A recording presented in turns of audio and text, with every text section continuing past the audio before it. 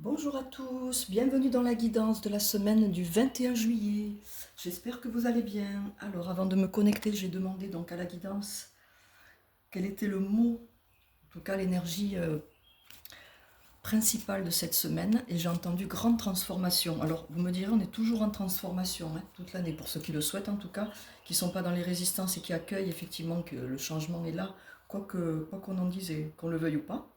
Grande transformation de par les énergies déjà que je vais vous lister de cette semaine. Il y a effectivement plusieurs choses cette semaine. On a déjà le Mercure rétrograde qui a démarré le 17 jusqu'au 11 août, il me semble. Mercure rétrograde, c'est 3 fois dans l'année. Alors il y a des personnes qui ont du mal, qui ont peur, qui se disent pendant Mercure rétrograde c'est compliqué. Oui, ça peut, puisque c'est la planète Mercure qui est en lien avec la communication, avec la pensée, tout ce qui est expression, donc ça peut retarder des choses, ça peut donner des communications compliquées, ça peut être, il peut y avoir du retard dans les courriers, dans les mails, il faut bien relire avant d'envoyer un courrier, un mail, un message. Il peut y avoir des pannes technologiques, des pannes de voiture, il peut, mais ça ne veut pas dire qu'il va y avoir forcément. Donc on accueille toujours pareil, c'est du changement, c'est des imprévus. C'est 3 fois par an, c'est à peu près sur 3 semaines. De votre côté, c'est important de vous connecter à vous et de regarder comment est votre parole, votre communication. Voilà, de prendre le temps d'accueillir. On a la nouvelle lune en Lion jeudi, puisque à partir du 23, on passe dans le signe du Lion, on quitte le signe du Cancer. Et on a le fameux portail du Lion chaque année, du 26 juillet au 12 août, avec le pic d'énergie du portail du Lion le 8 août. Ça fait beaucoup d'infos. Ce qu'il faut retenir, c'est qu'on est dans un signe de feu, dans un signe dynamique, qui a besoin et qui doit rayonner, qui brille, qui doit briller, mais on doit tous briller de toute façon, hein. C'est pas propice au lion, typique au lion, mais on est vraiment dans une énergie là où on vous dit c'est le moment. Là, c'est important de mettre les choses en place. Ce qui était prévu pour cette rentrée, ben, c'est maintenant. C'est maintenant que vous devez commencer à mettre en lumière, à penser à ce que vous allez réaliser, concrétiser, à aller à l'intérieur de vous et à allumer cette petite étincelle, à provoquer les choses en vous disant, ben là, cette fois-ci, je mérite, j'ai ma place, j'y vais, j'y go.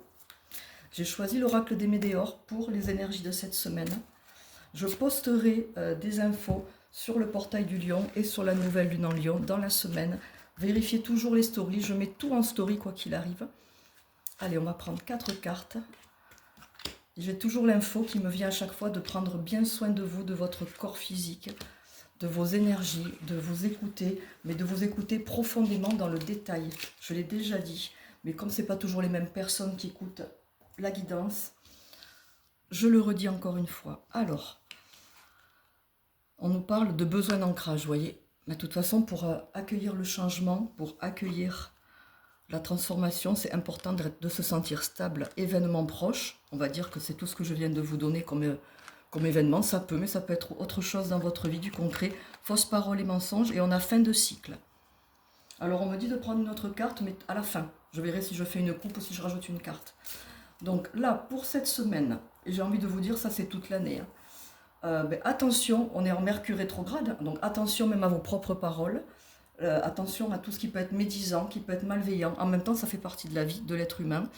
On me dit que si ça vous dérange, c'est à vous de voir ce que vous faites, si vous gardez les personnes dans votre vie.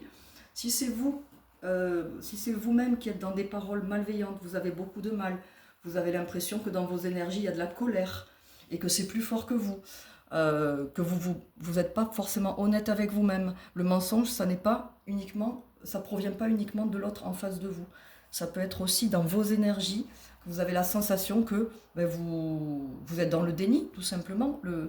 Une forme de déni, une forme de rejet de certaines choses et que vous vous mentez à vous-même. Il y a un manque de sincérité. Dans ce cas-là, on est un petit peu dans une énergie de transformation, on me dit de vous dire. Parce que si vous en prenez conscience et que vous mettez les choses en place pour que ça change, c'est très très bien. Là, vous êtes sur une fin de cycle. Alors la fin de cycle, ça passe également par, ça peut être, on me dit, le changement de signe. On va passer dans un mois différent dans quelques jours. On va passer dans un signe différent. La fin de cycle, ça peut être aussi représenté par cette année 9 dans laquelle on est. On clôture cette année beaucoup de choses. Cette année, elle est propice pour clôturer, terminer une amitié, terminer une relation, terminer un emploi. Ça peut être aussi terminer une façon de fonctionner, à l'intérieur de vous. On clôture tout ce qui est inutile, tout ce qui fait souffrir, tout ce qui est toxique, tout ce qui n'a plus lieu d'être, tout ce qui vous dérange et tout ce qui n'a plus sa place, tout simplement. Voilà. Alors pour la plupart d'entre vous, il peut y avoir un événement proche, un événement ce mois-ci, au mois de juillet, ou le mois prochain, même en septembre, ça reste très proche. Hein. C'est pas parce que c'est dans 3 mois que c'est loin. Un événement qui peut vous toucher de près ou de loin, qui peut être concret, en lien avec le pro ou le perso ou l'affectif. Ça peut être également un événement qui vous touche, mais qui est universel, on me dit, mondial. Mettons, je dis n'importe quoi, vous voyagez, vous avez prévu de voyager, puis comme on parle d'incendie en ce moment, il y a des incendies un peu partout malheureusement, ben c'est la période. Par exemple, je connais une personne qui a été à la forêt de Brocéliande, et ben il y a eu un incendie, ils n'ont pas pu, ça fait des années qu'elle rêvait d'y aller, mais ils n'ont pas pu tout faire. Et ils étaient à côté de l'incendie. Donc c'est un événement proche qui a pu les perturber, vous voyez, qui a pu... Et c'est dans ces moments-là que vous vérifiez si vous êtes bien stable. Est-ce qu'il y a une peur? Est-ce que vous vous sentez ancré? Le besoin d'ancrage, il ne va pas concerner tout le monde. Ça veut dire que pour certains, trop de choses vous déstabilisent. Quand vous êtes dans les émotions, si vous ressentez un tsunami émotionnel et que vous avez l'impression que vous avez agi sous le coup des émotions et que vous auriez dû attendre pour pouvoir prendre une décision un peu moins précipitée, un peu moins impulsive, c'est qu'il y a un manque d'ancrage. Donc dans ce cas-là, vous voyez, on a une femme avec une posture, la posture de l'arbre. C'est important de travailler votre ancrage. Alors certains me disent comment lâcher prise, comment travailler l'ancrage. C'est pas en allant vous coller à un arbre ou lâcher prise, c'est pas facile quand on n'a pas libéré la plupart des fardeaux. Donc quand les personnes elles viennent en séance, moi je leur dis, pour arriver à lâcher prise, il faut se détacher, arriver à prendre de la hauteur, accepter souvent l'inacceptable, et ça demande un travail effectivement des blessures de l'âme, de l'enfant intérieur, des blocages, des peurs. Et ça, c'est propre à chacun, c'est où vous en avez envie, et vous allez lâcher prise plus facilement, et vous allez être ancré naturellement, parce que dès lors que vous êtes aligné, âme, corps, esprit, que vous avez libéré le fardeau, qu'il y a beaucoup moins de peur, qu'il y a moins de blocage, qu'on a transformé des choses. Moi, j'ai des retours, je les poste systématiquement dans les stories, quand c'est des retours anonymes, y compris quand c'est des gens qui mettent des avis avec leur nom. Il y a des transformations. Moi, j'ai des personnes en une séance qui ont besoin de maigrir, de perdre du poids, qui ont perdu 4-5 kilos. Il y en a, elles me disent, je dégonfle, parce qu'effectivement, la rétention d'eau, ça n'est pas que physique. C'est aussi des émotions qui restent bloquées. Ce sont aussi des événements du passé, qui peuvent être des événements d'enfance, des événements transgénérationnels ou d'autres vies antérieures, qui remontent. Ce qu'on appelle des nœuds. Donc quand il y a un nœud qui remonte, il va y avoir des émotions, des réactions physiques, un mal-être. Vous ne savez pas pourquoi vous n'êtes pas bien, vous n'arrivez pas à être bien, vous avez beau faire les rituels ou vous occuper de vous, c'est toujours pas bon. Ben là, c'est qu'il y a quelque chose à nettoyer. Donc n'hésitez pas à me contacter si vous souhaitez faire avec moi, on discute, on n'est pas obligé de prendre rendez-vous. Et on voit si je peux vous apporter quelque chose ou pas. Mais moi, j'apporte des transformations, je ne me contente pas que de vous écouter, vous voyez. On est vraiment, moi, dans des libérations de mémoire. Une personne qui a une phobie, ça se règle. Moi, j'avais des phobies, je les ai réglées toute seule. Mais bon, moi, j'y suis arrivée parce que c'est mon métier d'accompagner. J'ai su faire, vous voyez, et tant mieux pour moi. Mais il y a des solutions. Vous voyez, j'ai mon tambour, je ne sais pas si vous avez entendu, j'ai mon tambour qui a réagi. On peut guérir de certaines choses. J'ai guéri ma pathologie de claustrophobie, agoraphobie. D'ailleurs, aujourd'hui, les guides m'ont dit de le dire. Heureusement, ça me revient. Dis aux personnes qui sont claustrophobes ou agoraphobes que ça se guérit, qu'elles peuvent venir te voir et qu'on en parle. Moi, ça a duré des années parce que j'ai trouvé personne qui m'a vraiment sorti de là. Et c'était parce que je devais créer ce soin au mois de juin 2024 et me guérir par moi-même.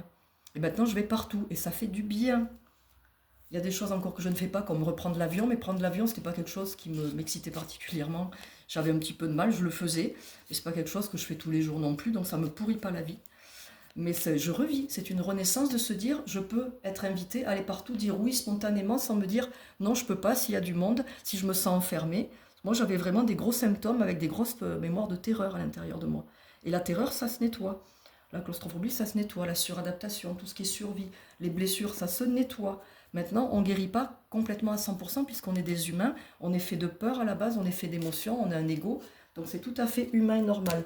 Je vais ramener une 5e carte pour voir ce qu'elle dit, ce qu'elle peut apporter, puisqu'on m'a dit ça tout à l'heure. Donc n'hésitez pas à poser des questions, n'hésitez pas à faire des petits retours. Et là, on nous parle de tristesse.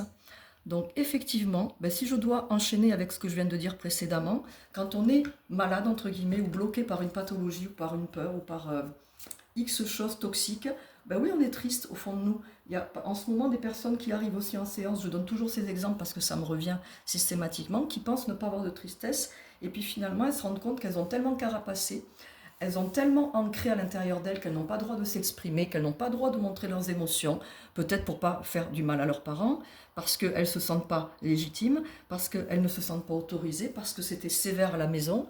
Ben, c'est des personnes qui arrivent en séance qui disent non, tout va bien, là ça va, je ressens rien. Et puis la libération suivante, 5 minutes après, elles pleurent. Elles se rendent compte qu'il y a de grosses tristesses à l'intérieur qui étaient cristallisées dans l'inconscient, mais qu'elles avaient bien, bien, bien refoulées parce que ben, c'est je vais y arriver, une suradaptation. C'est un moyen de se protéger, euh, qui est un moyen de se protéger comme un autre, pour pas souffrir, pour pas avoir mal. Et puis on s'habitue, on ancre, on est très fort. L'être humain, c'est un génie. Comme je l'ai toujours dit, je vous le dis souvent en séance et en collectif, on a dans le cerveau une partie qui est un génie. Donc cette partie-là, je suis désolée, hein, pour tout vous dire, j'ai un lumbago depuis 10 jours, une lombalgie. Je ne l'ai pas dit dans les guidances précédentes et c'est compliqué. Des fois, les douleurs reviennent la nuit. Cette fois-ci, je mets du temps à guérir. Voilà, malgré l'ostéopathe, ça met du temps. Donc par moment, je bug un petit peu. Je préfère vous le dire parce que voilà, pour vous montrer que ben, nous aussi, on passe des moments difficiles. Et c'est tout simplement parce que j'en ai trop fait. Parce que je suis tellement contente de pouvoir aller partout que j'ai fait des activités répétées. Et j'ai pas pris assez soin de moi au niveau de mon corps, des étirements, tout ça. Donc là, mon corps, il parle. Voilà, je vous partage en direct parce que ben, ça arrive à tout le monde. Et j'ai eu effectivement beaucoup de tristesse. Pour tout vous dire, je l'ai vécu comme une punition et comme une privation à nouveau. Parce que déjà, je me dis, j'ai été privée pendant des années. Mais s'il m'est arrivé cette claustrophobie, agoraphobie, c'est parce que je devais le vivre. Je suis responsable en partie. Mais c'est aussi la lignée que je dois nettoyer. Vous voyez, au niveau des... Je suis venue pour ça dans cette vie. Donc c'était normal que je vive toutes ces insécurités pour pouvoir les transcender et aller dans mes forces et me rendre compte qu'on peut guérir. Et pour pouvoir vous accompagner. Voilà, là, le petit intermède qui n'était pas prévu. Donc, on peut se guérir de beaucoup de choses. L'acceptation est importante pour lâcher prise. La tristesse, elle fait partie de nous.